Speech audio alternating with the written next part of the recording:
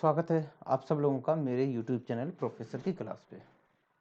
साथियों, आप लोगों से माफ़ी चाहूँगा कि मंडे और ट्यूसडे को कोई क्लास नहीं हुई, क्योंकि उस दौरान मैं अपने कॉलेज में था। तो वहाँ पे भी काफ़ी सारा काम होता है मेरे पास, तो इस वजह से मैं नहीं आप लोगों की क्लास कर पाया, है ना।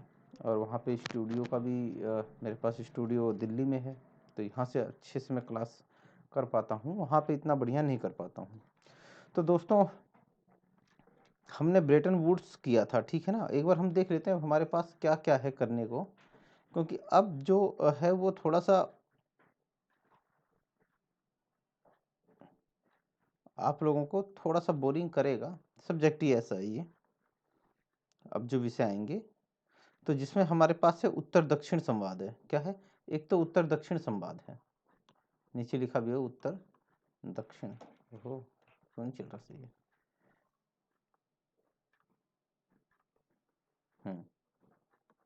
उत्तर दक्षिण संवाद, एक तो ये टॉपिक है। उसके बाद इसके अंदर है WTO, वर्ल्ड ट्रेड ऑर्गेनाइजेशन, ठीक है, ये है। और G20 है, और है आपका ब्रिक्स, ठीक है ना। 5 उभरती हुई अर्थव्यवस्थाएं, भारत रसिया, सॉरी, ब्राज़ील, रसिया, इंडिया, चाइना और साउथ अफ्रीका, ठीक है ना। तो इसके बारे में हम करेंगे अध्ययन। तो ये 4 हैं।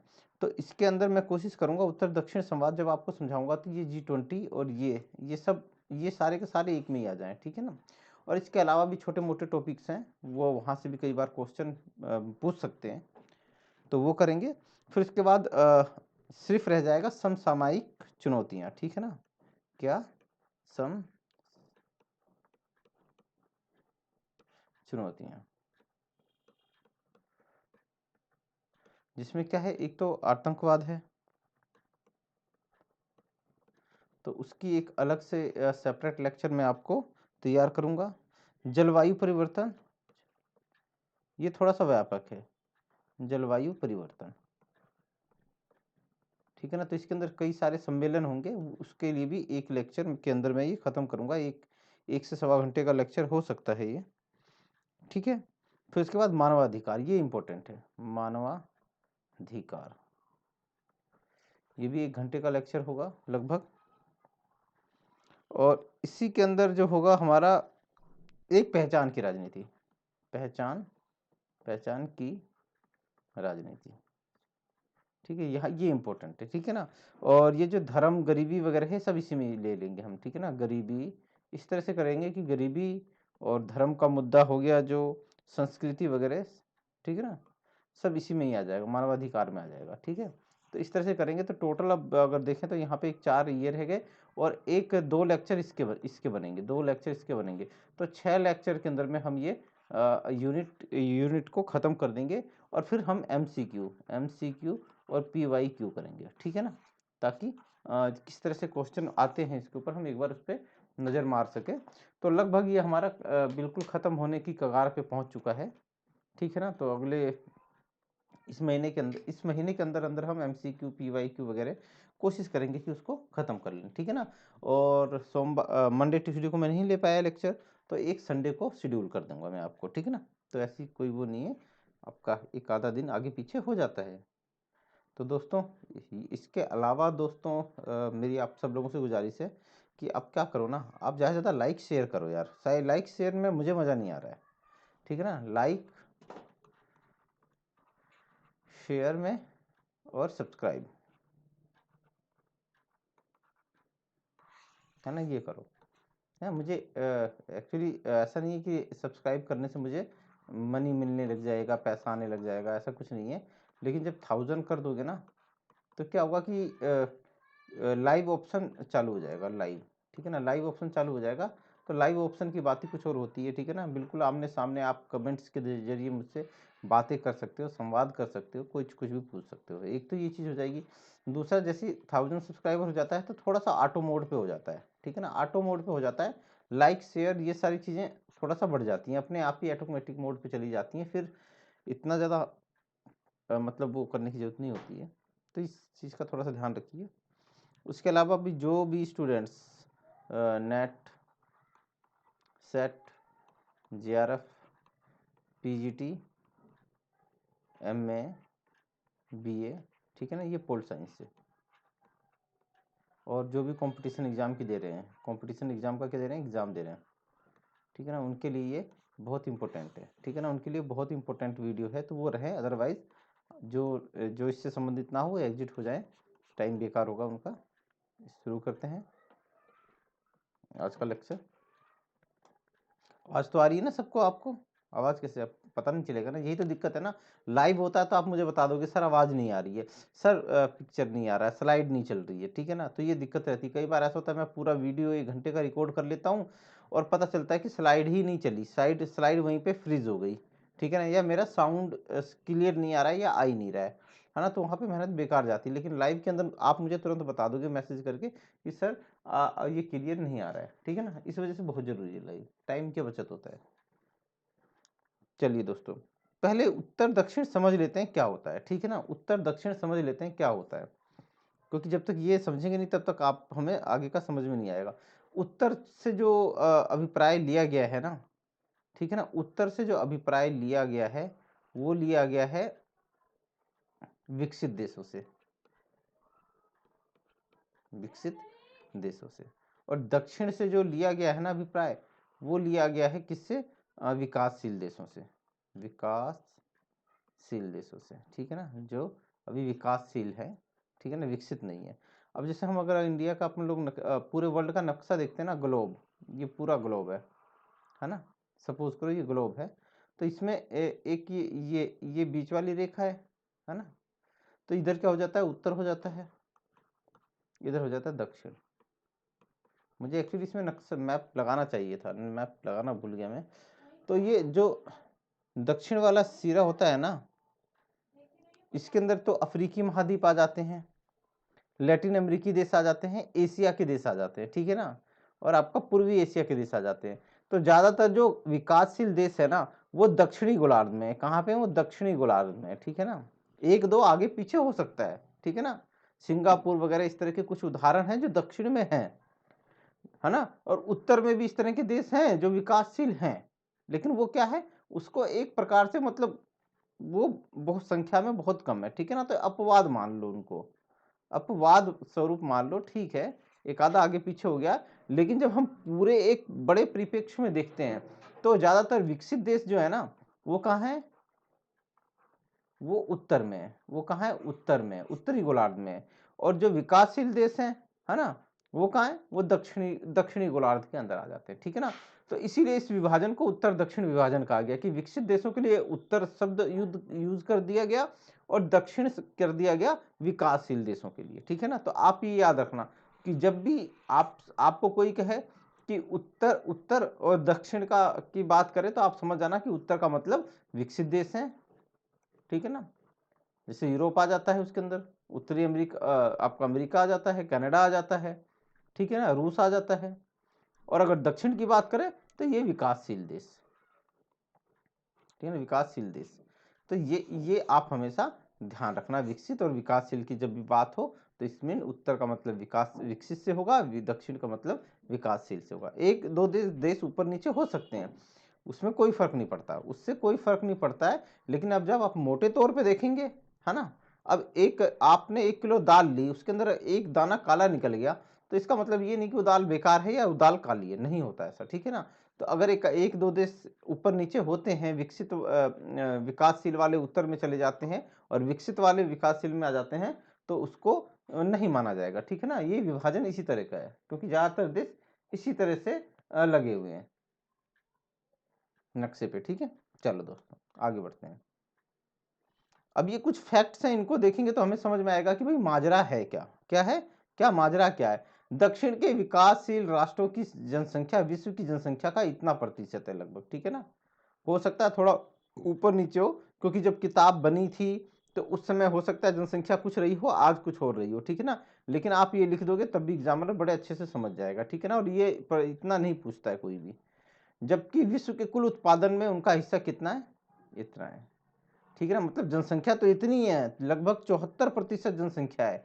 और वो उत्पादन कितना करते हैं, सिर्फ 22% के आसपास उत्पादन करते हैं। जनसंख्या ज्यादा है, उत्पादन कम है, संसाधन कम है, जनसंख्या ज्यादा है। जबकि विश्व उत्तर के विकसित राष्ट्रों की जनसंख्या विश्व की जनसंख्या का कितना है, 26.4%, कितना कम है देखो, है ना। और ये कितना उत्पादन करते हैं, 78.5%। उत्पादन कितना ज्यादा करते हैं, बहुत ज्यादा करते हैं, ठीक है ना। एक तो ये देख लो, उत्तर दक्षिण का सबसे बड़ा लफड़ा, एक तो लफड़ा ये है कि जो उत्तर के देश विकसित देश हैं, वो क्या करते हैं, वो जनसंख्या में कम है लेकिन भौतिक सुख सुविधाएं उनके पास ज्यादा हैं, ठीक है ना, उत्पादन जो है वो भी ज्यादा है। और क्या है, जो दक्षिण के देश हैं, विकासशील देश हैं, वो उनकी जनसंख्या बहुत ज्यादा है ना। आपका 1/4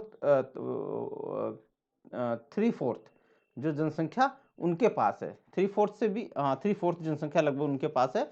और वो संसाधन कितना है, 1/5, मतलब 5 में से 1 हिस्सा संसाधन है उनके पास।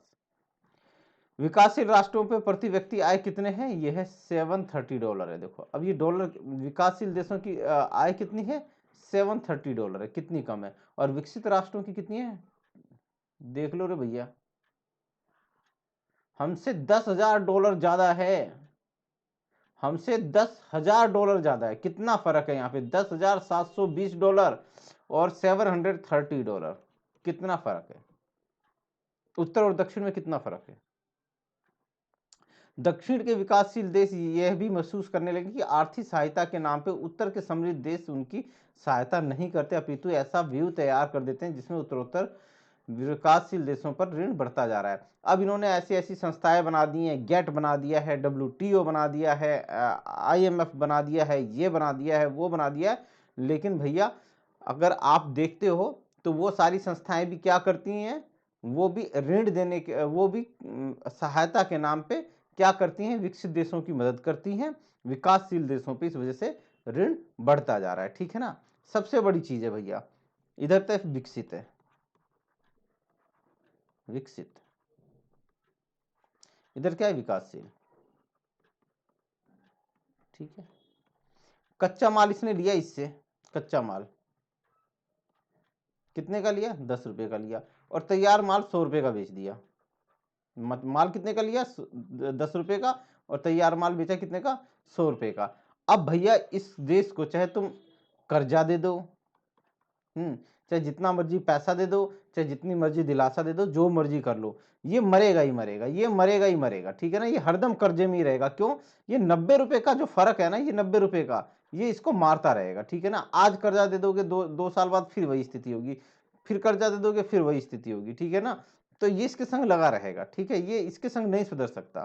तो ये इन विकसित देशों ने ऐसा व्यू तैयार कर दिया ना, ये व्यू ही तो है, क्या है ये, कच्चा माल आप सस्ते में लेते हो, तैयार माल उसको महंगे में देते हो, ठीक है ना। और ऊपर से आपने जो संस्थाएं बना दी, IMF हो गया, आपका और बाकी जो विकास संस्थान हो गए, ये सारी चीजें हो गई, वो कर्ज वो देते हैं पैसे, ठीक है, लेकिन वो भी तो ऋण लेते हैं ना, है ना। तो इससे क्या होता है, ऋण तो बढ़ता ही जा रहा है, ऋण तो बढ़ता ही जा रहा है, तो वो कहाँ से चुकाएगा, ठीक है ना। इधर क्या है कि 10 रुपए का माल बेच के ये 10 रुपए कमा रहा है और बदले में 90 रुपए उसको वापस दे रहा है, तो उसके पास बच क्या रहा है, कुछ भी नहीं बच रहा है, ठीक है ना। विकासशील देशों में उदासीनतापूर्ण दृष्टिकोण के कारण विकासशील देशों की व्यापार शर्तें प्रतिकूल हो गई हैं।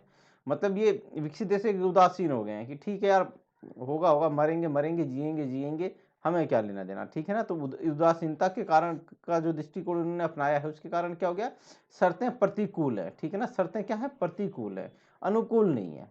विश्व के कुल व्यापार में उनका सापेक्ष भाग कम होता जा रहा है। तो विश्व के जितने जो व्यापार हो रहा है उसके अंदर वो धीरे धीरे कम होते जा रहा है, उनकी हिस्सेदारी कम हो रही है। जहां 2050 में कुल निर्यात का 20% विकासशील देश करते थे, वहां 1975 में क्या हुआ, ये गिरकर 11% रह गया। मतलब कुल व्यापार का 20% कौन करते थे, विकासशील देश करते थे 1950 में। अब कितना रह गया, 11% हो गया है। क्या हो गया, 11% ही व्यापार ये करते हैं। इसके विपरीत इस अवधि में विश्व में कुल निर्यात में विकसित देशों का अंश 61% से बढ़ के कितना हो गया, 67% हो गया। तो उनका घट रहा है और तुम्हारा बढ़ रहा है, ठीक है ना। तो इसका मतलब ये है कि आपने जो संस्थाएं बनाई हैं, ठीक है, जो भी आप प्रयास कर रहे हैं, वो सब क्या है, विकासशील देशों के प्रतिकूल हैं। तो यही दक्षिण उत्तर दक्षिण का यही मुद्दा है, ठीक है ना, यही मुद्दा है जो उसको बार बार क्या करता है कि बैकफुट पे लेके जाता है। अब ये एक नई अब होता क्या है कि क्यों ये परेशानी आ क्यों रही है, ठीक है ना, क्यों ये सॉल्व नहीं हो रहा है। तो देखो अब जब एक ये नियो है, NIEO नियो, ठीक है ना, यहाँ से अलग होगा, न्यू इंटरनेशनल इकोनॉमिक ऑर्डर, ठीक है ना, हो सकता है स्पेलिंग गलत हो गई है तो आप लोग उस पर गौर मत करना। नई अंतर्राष्ट्रीय अर्थव्यवस्था, ठीक है, नई अंतर्राष्ट्रीय अर्थव्यवस्था एक ऐसी अंतर्राष्ट्रीय व्यवस्था होगी जिसमें विकासशील देशों को संरक्षण दिया जाएगा, ठीक है ना, क्योंकि अभी तक जो अर्थव्यवस्था थी उसके अंदर क्या था कि उसके अंदर विकसित देशों का ही हित पूरा हो रहा था, विकासशील देशों को उसके अंदर कोई लाभ नहीं हो रहा था, उल्टा उनको नुकसान हो रहा था, ठीक है ना। व्यापार की ऐसी ऐसी नीतियां लगाई गई थी, ठीक है, कि जिससे क्या हो रहा था कि विकसित देश अपना तो संरक्षण कर रहे थे अपने व्यापार का, और विकासशील देशों का उससे नुकसान हो रहा था। इसकी मांग विकासशील देश कर रहे थे। देखते हैं आगे, विकासशील देश नैम के चौथे सम्मेलन नॉन आपका गुट निरपेक्षता आंदोलन, ठीक है ना, नॉन अलाइनमेंट मूवमेंट, ठीक है ना। तो क्या होता है नॉन अलाइनमेंट मूवमेंट, नैम के चौथे शिखर सम्मेलन अल्जीरिया सम्मेलन 1973 में नियो की पहली बार मांग उठी थी। तो पहला क्वेश्चन यहीं से बन रहा है, देखो कि आपसे पूछेगा कि नियो की मांग कब उठाई गई, क्या नियो की मांग कब उठाई गई। तो आपको ऑप्शन दे दिया रहेगा ऐसे से करके 3, और एक जगह लिखा होगा अल्जीरिया सम्मेलन, ठीक है ना,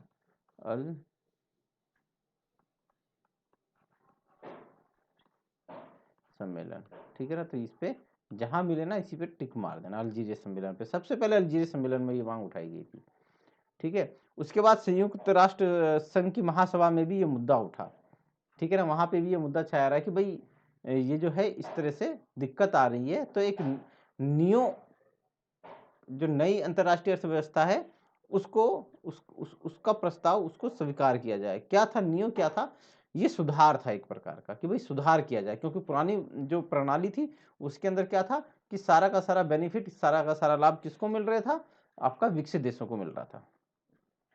अंतर्राष्ट्रीय वित्त संस्थाओं का पुनर्गठन किया जाए और उनके विकासशील देशों की समुचित भागीदारी सुनिश्चित की जाए। अब अंतर्राष्ट्रीय वित्त संस्थानों पे किन का, विकसित देशों का और यूरोप के देशों का और अमेरिका का क्या था, वर्चस्व था, ठीक है ना। हमने पढ़ा भी था पीछे, है ना, कि यूरोप का और उसका अध्यक्ष और वो सब वहीं के ही होते हैं, यूरोप के और कहाँ के, अमेरिका के होते हैं। तो वो एक तो उनको सुधारा जाए, फिर जो ज्यादा पैसे देता है तो उसका मत भी ज्यादा था वहां पे, है ना, ब्रेटन वुड्स संस्थाओं में हमने पढ़ा था, तो उनको सुधारा जाए। विकासशील देशों के ऋणों को माफ कर दिया जाए, ठीक है ना, विकासशील देशों के ऋण को माफ कर दिया जाए। विकसित देश विकासशील देशों को तकनीक प्रदान करें। अब दोस्तों आप कर्जा दे दोगे, लेकिन उससे फायदा क्या होगा, 1-2 साल बाद, 1-2 वर्ष बाद फिर बात वहीं पे आ जाएगी। तो अच्छा है कि भाई आप उसे तकनीक दो ना, आप तकनीक दो, तकनीक से ही तो वो देश आगे बढ़ेगा। आप क्या कर रहे हो कि आपने श्रीलंका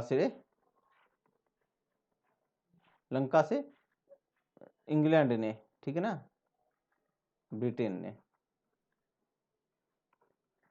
ने आलू खरीदा, कितने रुपए में, 10 रुपए में खरीदा, और इसी का चिप्स बना के 100 रुपए का बेच दिया श्रीलंका को। तो इसमें ये तो बेचारा 10 रुपए कमाया नहीं, उल्टा 90 रुपए यहाँ पे दे आया ना ये आपको, है ना। तो ऐसा काम करो कि आप इसको तकनीक दे दो, ये खुद ही आलू चिप्स बना लेगा, ये खुद ही आलू के चिप्स बना लेगा और बेच लेगा, ठीक है ना, इसको थोड़ा फायदा हो जाएगा। तो आप तकनीक दो, ठीक है, क्या दो, तकनीक दो। ये एक एग्जाम्पल था, बहुत सारे क्षेत्रों में, बहुत सारे क्षेत्र है जहाँ पे इस तरह से काम हो सकता है, तो तकनीक दो आप उनको, ठीक है।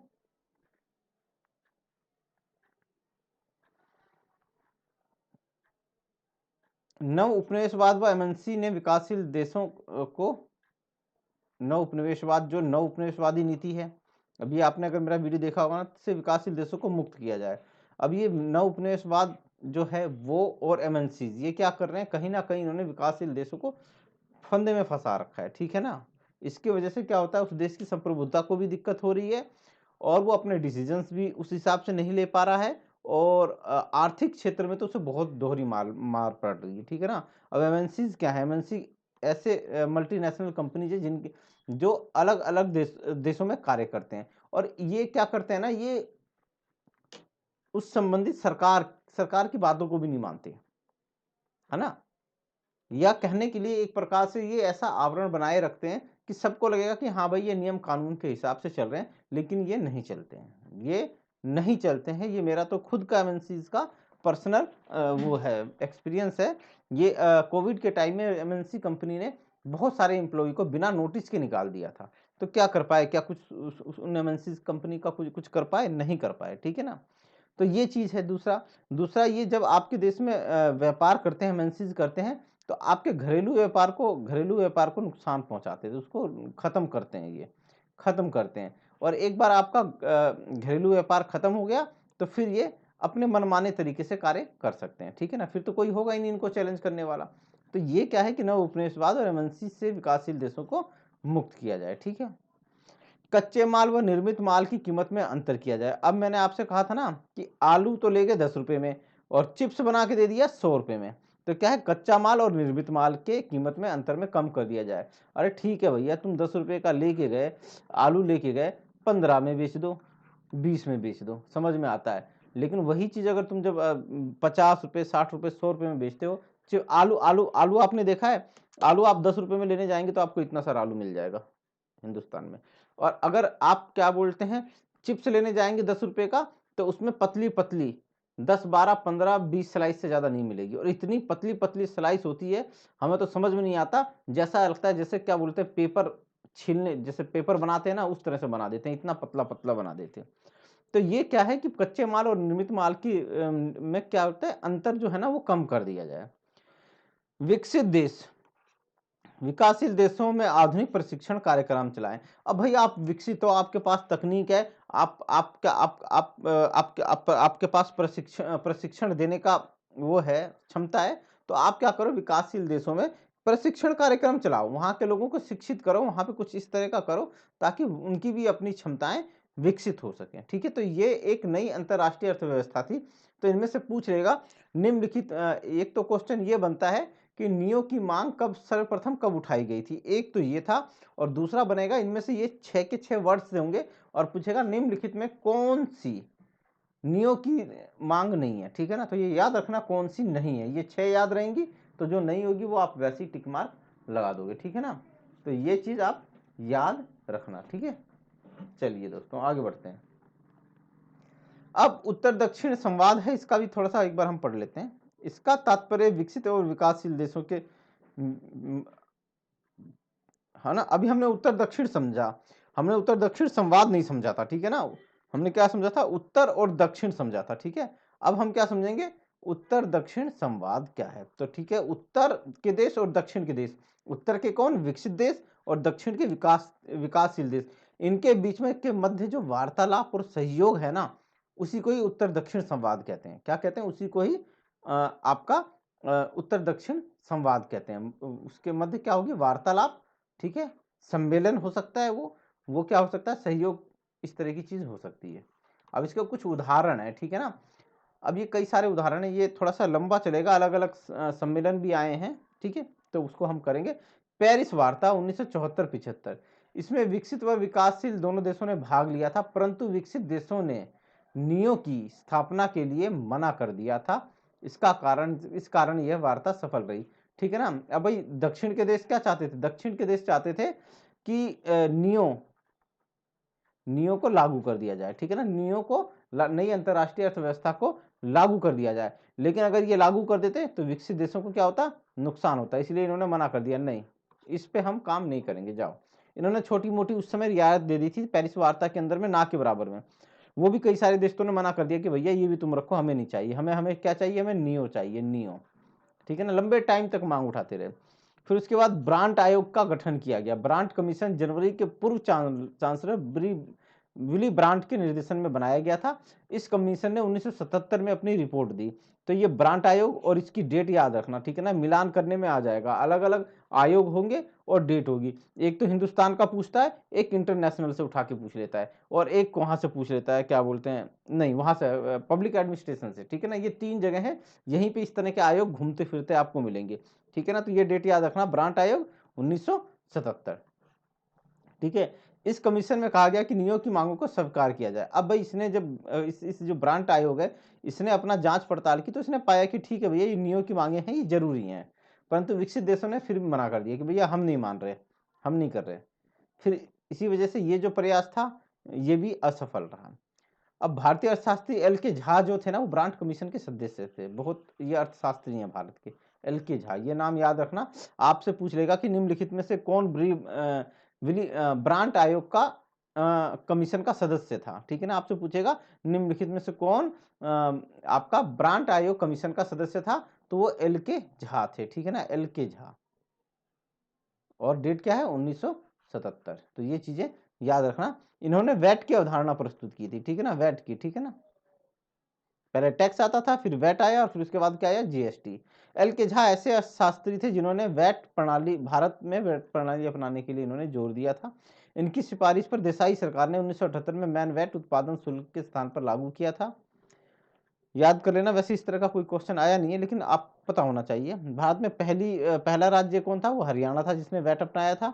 विश्व में सबसे पहले फ्रांस ने 1978 में वैट को लागू किया था, और भारत में 1 अप्रैल 2005 को पूरे भारत में वैट लागू कर दिया गया था। वैट वैल्यू एडेड टैक्स, ठीक है ना, मूल्य वर्धित कर, ठीक है ना।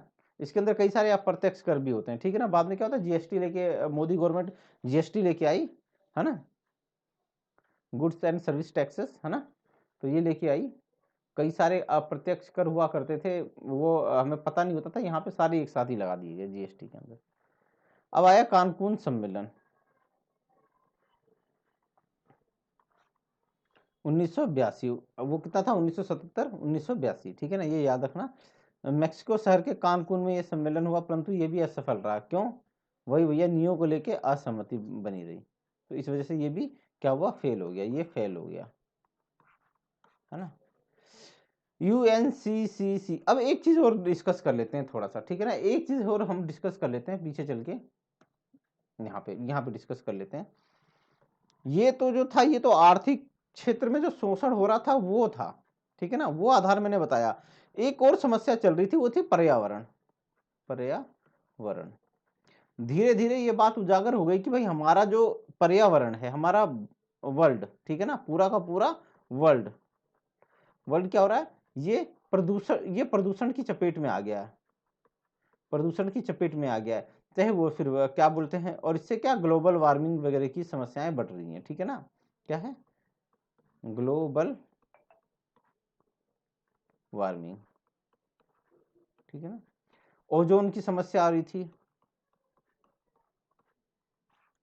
उसके अलावा क्या था, जैव विविधता को नुकसान हो रहा था, ठीक है ना। हमारे जो संसाधन थे, प्राकृतिक संसाधन, आपके चाहे वो तेल हो, खनिज हो, ठीक है, कोयला हो, ये भी तेजी से खत्म हो रहे थे प्राकृतिक संसाधन।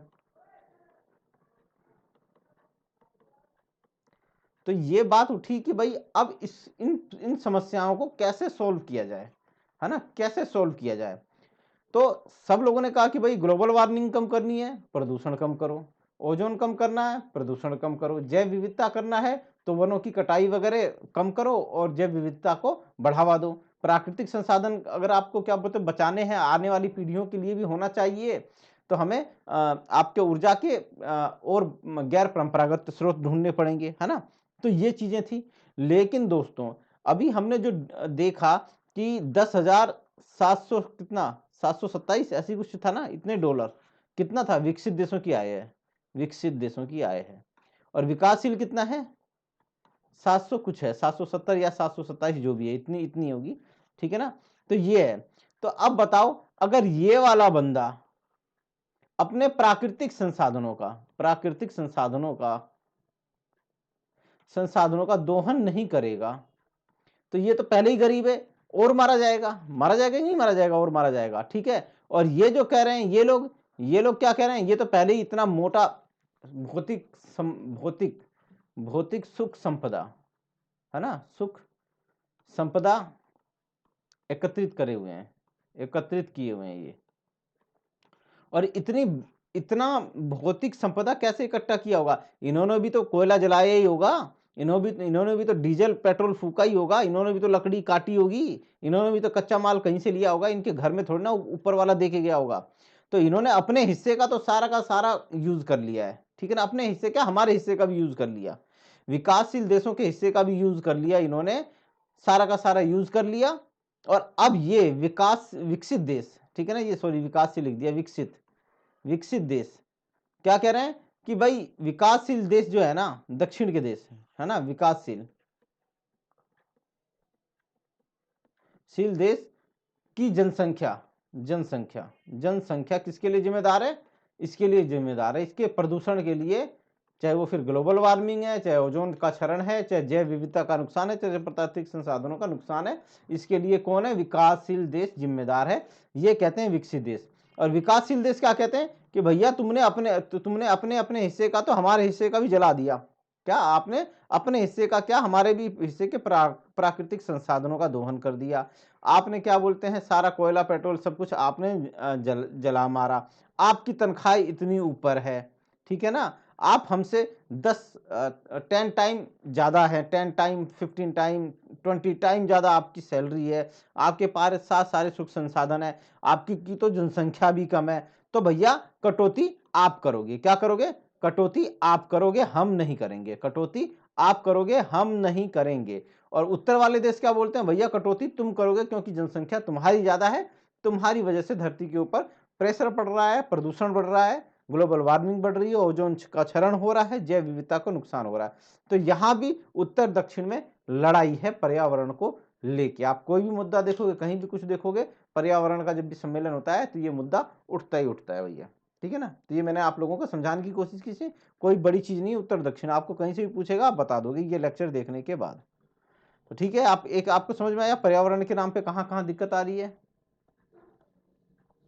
एक तो व्यापार के अंदर इन्होंने खूब अच्छे से ठूसा हमें, हमारा अच्छा से, इसको एक्सप्लेन करूं? एक्सप्लेन करने की जरूरत नहीं, इसका पूरा नाम United nation climate change conference है, ठीक है ना। तो एक कॉन्फ्रेंस रखी गई थी, ये संयुक्त राष्ट्र जलवायु परिवर्तन सम्मेलन की स्थापना 1988 में मानी जाती है। इसकी स्थापना यूएनएफपी, संयुक्त राष्ट्र पर्यावरण उत्पादन, वह विश्व मौसम संगठन की महत्वपूर्ण भूमिका है, ठीक है।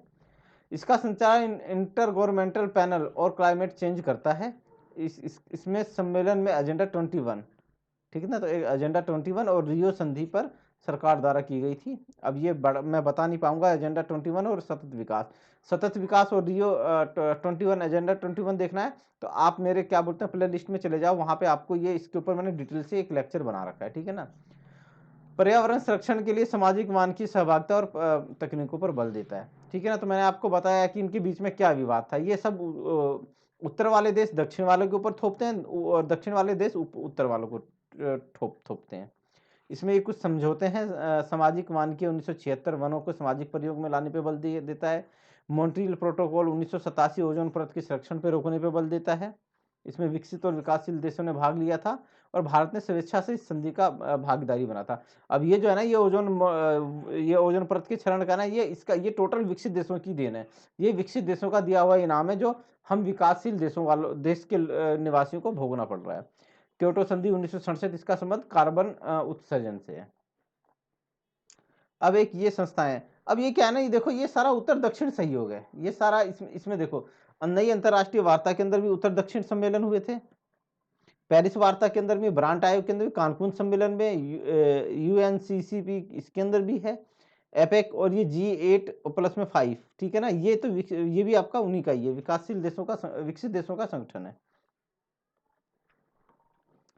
APEC, Asian Pacific economic corporation, ठीक है, आर्थिक शीत युद्ध, ये आर्थिक शीत युद्ध की उपज है, ठीक है ना। इसकी स्थापना 1991 में हुई थी। इसका उद्देश्य आसियान देशों को अमेरिका के साथ जोड़ना है। ये आर्थिक विकास सहयोग के साथ साथ सतत विकास, आतंकवाद और विभिन्न वैश्विक समस्याओं पर क्या करता है? चर्चा करता है। तो ठीक है, यहाँ पे भी क्या है, उत्तर और दक्षिण के देश मिलकर इस पर चर्चा करते हैं। उनकी समस्याएं क्या होती हैं? सतत विकास, आतंकवाद, ठीक है, और अन्य तरह की वैश्विक समस्याएं हैं वो होंगी, ठीक है। G8+5 यह मूलतः विकसित देशों का संगठन है, ठीक है। इसकी स्थापना 1975 में हुई थी। इसमें 8 विकसित देश सदस्य हैं, जिसमें अमेरिका, रूस, France, Britain, Germany, Italy, Japan, Canada, ठीक है ना। तो ये सारे वही हैं सेकेंड वर्ल्ड वार वाले, अमेरिका, रूस, France, Britain, Germany, Italy, Japan, ये तो सब एक ही साथ तो आपको युद्ध में ही मिल जाएंगे। कनाडा एक अलग है, तो आप इसको याद रखना। इसमें 5 आउटरीच कंट्री हैं। पर्यवेक्षक राज्य का दर्जा जिनको मिला है, इंडिया है, ब्राजील है, दक्षिण चीन, मैक्सिको, ठीक है ना। तो ये 5 क्या है, पर्यवेक्षक राज्य हैं। ये भी उत्तर दक्षिण संवाद का एक प्रमुख संबल बना हुआ है। क्यों? क्योंकि इसके अंदर ये जो देश है ना, ये दक्षिण में आ जाते हैं, ठीक है। अब G20 देख लो जी। यह विकसित एवं विकासशील देशों का एक संगठन है। इस संगठन की स्थापना 1999 में हुई थी। तो डेट याद रखना, आपसे पूछ लेगा। यह संगठन वैश्विक मुद्दों पर चर्चा करता है, जैसे आतंकवाद, सतत विकास। तो ये क्या है, ये आतंकवाद और सतत विकास का उत्तर दक्षिण का मामला है। अब ये एक नोट है, G20 की वर्चुअल बैठक मार्च 2020 में हुई थी, ठीक है जी। इस सम्मेलन का नेतृत्व सऊदी अरब कर रहा था। तो 2020 में किसने किया? सऊदी अरब ने किया। तो ये क्वेश्चन अब आने से रहा। इसमें स्पेन, जॉर्डन, सिंगापुर, स्विट्जरलैंड आमंत्रित देश थे। इनके अंतर्गत अंतर्राष्ट्रीय संगठन यूएनओ, ठीक है, WB, WMO, FAQ, IMF के नेताओं को भी, ठीक है ना, के नेताओं को भी आमंत्रित किया गया था। तो ये जितने भी संगठन हैं, इनके जो नेता थे उनको बुलाया गया था। ये देख लीजिए भैया, ये 2021 में कहाँ हुआ था? रोम में हुआ था, ठीक है ना। तो ये भी क्वेश्चन आने से रहा। हाल में G20 का 17वां वार्षिक सम्मेलन की मेजबानी किसने की थी? इंडोनेशिया। तो ये क्वेश्चन आ सकता है, ये इंपॉर्टेंट है, ठीक है ना। ये इंपॉर्टेंट है कि भाई 2022 में कहाँ हुई थी, कहाँ हुआ था, इसकी किसने की थी इसकी अध्यक्षता? तो इंडोनेशिया ने की थी, ठीक है ना। और रिकवरी टुगेदर, रिकवरी स्ट्रॉन्गर, इसका ये क्या था? विषय था। तो रिकवरी किसकी करनी थी भैया? इससे याद रखना, किसकी रिकवरी? कोविड आया था, कोविड की वजह से क्या हुआ था? सारी की सारी इकोनॉमिक सिस्टम था, फेल हो गया था, ठीक है ना। इकोनॉमिक सिस्टम फेल हो गया था, ठीक है ना। व्यापार को नुकसान हुआ था, है ना, व्यापार को नुकसान हुआ था। तो सरकार को भी नुकसान हुआ इसके दौरान। तो वो क्या है कि रिकवरी टुगेदर, मतलब मिलकर रिकवरी करेंगे और मजबूत रिकवरी करेंगे। तो ये चीज थी, चाहे वो जान माल की हो, चाहे वो पैसे की हो। अब भारत ने G20 अब ये क्या 2023 में कौन करेगा? ये और ज्यादा इंपॉर्टेंट है, वेरी इंपॉर्टेंट, क्योंकि इसकी अध्यक्षता इस बार भारत करने वाला है 2023 के अंदर में। अब जो 2022 का था ना, 2022 का, ठीक है ना, 2022 का जो था, इंडोनेशिया ने जो किया था, ठीक है ना। तो उसके क्या मुद्दे क्या थे, या मुद्दे या परिणाम क्या थे, या विशेषताएं क्या थी, ठीक है ना। मुद्दे, परिणाम, विशेषताएं, जो भी कह लो, ठीक है। चर्चा ही तो होती है यहाँ पे बैठकर, होता क्या। तो रूसी आक्रमण की उन्होंने निंदा की कि भाई रूस ने जो आक्रमण कर दिया यूक्रेन के ऊपर, उसकी वो था। वैश्विक अर्थव्यवस्था पे फोकस, तो कोविड की वजह से बहुत ज़्यादा नुकसान हुआ, तो उस अर्थव्यवस्था पे फोकस करना था और उसको आगे बढ़ाना था। खाद्य सुरक्षा का मुद्दा, ये बहुत इंपॉर्टेंट था। जलवायु परिवर्तन के ऊपर, तो ये तो ऐसे हैं, ये लोग ऐसे हैं कि हर जगह पहुंचे रहते हैं। स्वास्थ्य के ऊपर था, डिजिटल परिवर्तन के ऊपर था। तो एक डिजिटल परिवर्तन आपको अलग नजर आ रहा है, अदरवाइज सारे वही मुद्दे हैं जो चलते चले आ रहे हैं। अब G20 के सदस्य हैं अर्जेंटीना, ऑस्ट्रेलिया, ब्राजील, चीन, यूरोपीय union, France, Germany, Bharat, Indonesia, Italy, Japan, Mexico, रूस, सऊदी अरब, दक्षिण अफ्रीका, दक्षिण कोरिया, तुर्की, UK, USA। तो इसमें आप देखोगे, इसमें क्या है, विकसित देश भी हैं, ठीक है ना, और विकासशील देश भी हैं, ठीक है। तो ये क्या है, ये भी एक मंच है, ठीक है ना, कि जहाँ पे क्या हो सकता है, दोनों संवाद होता है, दोनों उत्तर और दक्षिण के मध्य। और ये आसियान भी है भाई, आसियान के अंदर भी इस तरह का सम्मेलन होता है, ठीक है ना। आसियान क्या करता है? यूरोपियन यूनियन के संग सम्मेलन करता है, और किसके संग करता है? आपका क्या बोलते हैं, और भी अमेरिका के संग, जापान के संग, इनके संग करता है ना। तो ये भी क्या है, उत्तर दक्षिण का एक माध्यम है संवाद का। तो ये है, ठीक है ना। इसी तरह से सार्क आप कर लेना, सार्क मैंने करवा ही दिया है, तो वो ये सारी चीज़ें आप ये कर लेना, ठीक है ना। अब हम करेंगे, अगले में करेंगे ब्रिक्स, करेंगे ब्रिक्स करेंगे, और क्या करेंगे, WTO करेंगे, WTO, वर्ल्ड ट्रेड ऑर्गेनाइजेशन, ठीक है ना। ये दो रह जाएंगे, ठीक है ना। G20 हमने कर ही लिया है, तो ये सारी चीज़ें हम करने वाले हैं। तो दोस्तों ये है जैसा कि मैंने आपको बताया कि हम कैसे चलेंगे, अब बहुत ज़्यादा रह नहीं गया है, लेकिन दोस्तों ज़्यादा ज़्यादा लाइक करो, ज़्यादा ज़्यादा शेयर करो, ताकि मेरा मोटिवेशन बढ़े, ठीक है ना, ताकि मैं मेरे दिमाग में ये चीज़ चलती रहे कि मैं आपको कितना करा दूँ, कितना करवा दूँ, ठीक है ना। लाइक शेयर सब्सक्राइब करो, गलत लिख दिया ना, सब्सक्राइब, है ना। आप ऐसा कर दो कि मतलब मैं मोटिवेट रहूँ, इतना मोटिवेट हो जाऊँ कि मतलब एक क्लास की जगह 2-2 क्लास करूँ, एक क्लास की जगह 2-2 क्लास करूँ, ठीक है ना। तो दोस्तों अभी के लिए इतना ही, फिर मिलेंगे एक नई वीडियो के साथ। जय हिंद।